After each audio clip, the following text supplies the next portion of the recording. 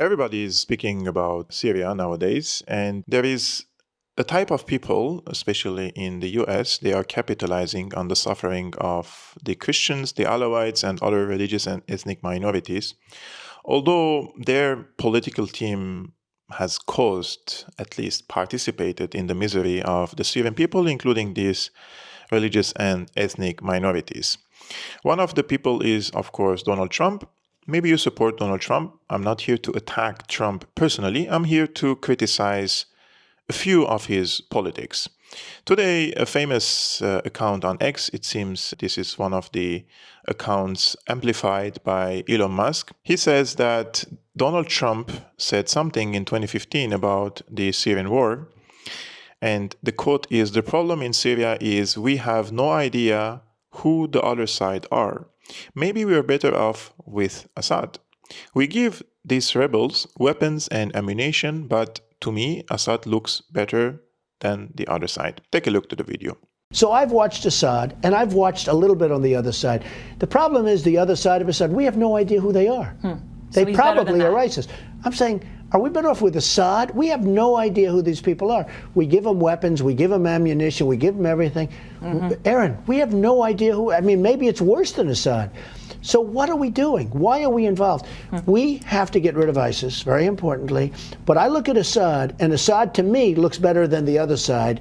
And you know, this has happened before. We back a certain side, and that side turns out to be a total catastrophe. Russia likes Assad seemingly a lot. Let them worry about ISIS. Let them fight it out. So Donald Trump was basically correct. The United States sent weapons and ammunition to these same people who are now in power under the Operation Timber Sycamore, which was a covert US CIA operation to destabilize Syria and bring these Takfiri terrorists to power.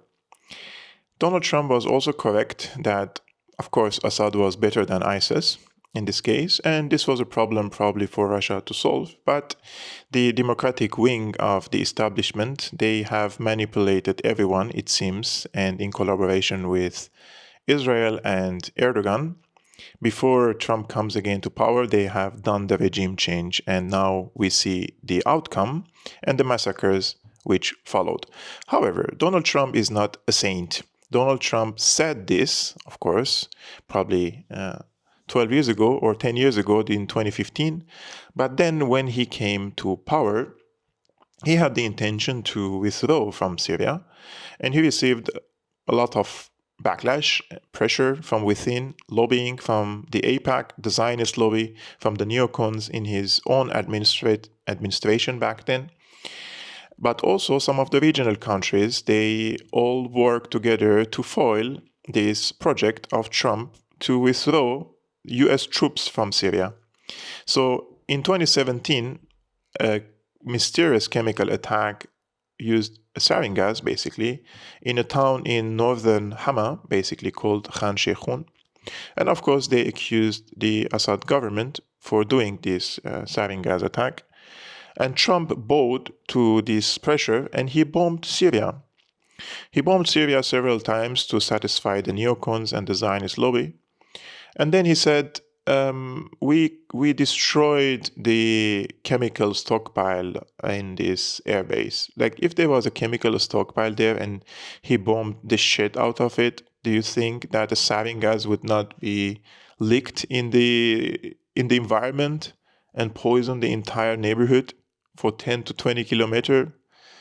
I mean, this is just pure logic. There was no chemical stockpile or weapons there. But he just wanted to flex his muscles and show that he is someone who can impose new realities in Syria and elsewhere, that he can, of course, be hawkish when it is necessary to satisfy the neocons and the Zionist lobby. And later, he imposed draconian sanctions on the Syrian economy, basically taking the Syrian economy out of the world. Transactions are not allowed, import-exports are not allowed. He occupied the wheat field, the oil fields of Syria. Therefore, he weaponized the energy and food baskets. And these sanctions crumbled the Syrian economy to the extent that 95% of the Syrian people were pushed under the poverty line. This was thanks to Donald Trump's policies.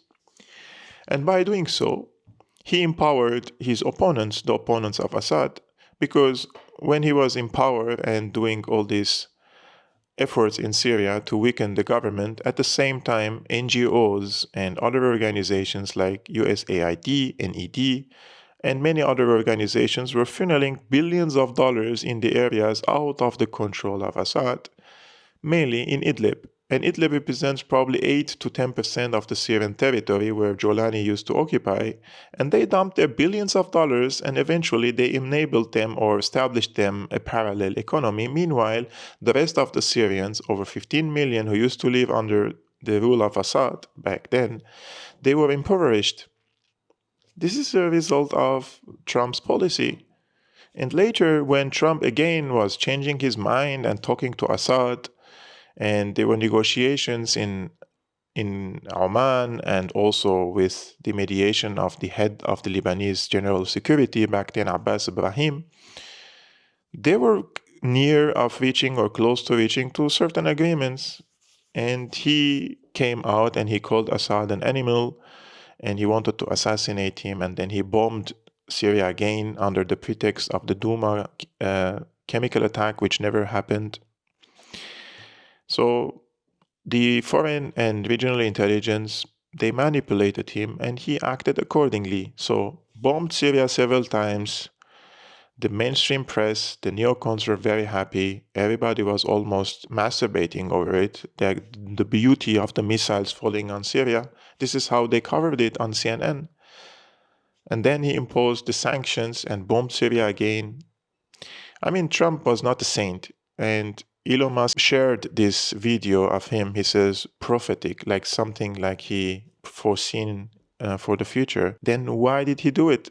Why did he weaken the Syrian army and the Syrian armed forces and the Syrian economy and the Syrian regime if Assad was better than the alternative, which is ISIS and Al-Qaeda, those people who are now in a position of power? The answer is because of the Israel lobby, AIPAC, neocons. They have an enormous influence over him. But the truth nowadays is a little bit controversial, it seems, and it gains you lots of enemies. But we're here to continue reporting about Syria. And I am posting, guys, regularly on my personal account, X. If you go to my personal account, Kevork Almassian, you will find almost every 5 to 10 minutes there is something new I'm posting. So if you want to follow more details and more, let's say, up-to-date updates about these atrocities against the religious and ethnic minorities by Al-Qaeda, you could follow my personal account, Kevork Almassian, on X. And I'm trying to post regularly also videos here on YouTube, including today in the morning I posted an interview done by Natalie Morris on The Redacted. It was yesterday. I posted it today, noon time. You can also watch it at the end of this video. You can find it on the window. Peace be upon you. Peace be upon the Syrian people. Salam.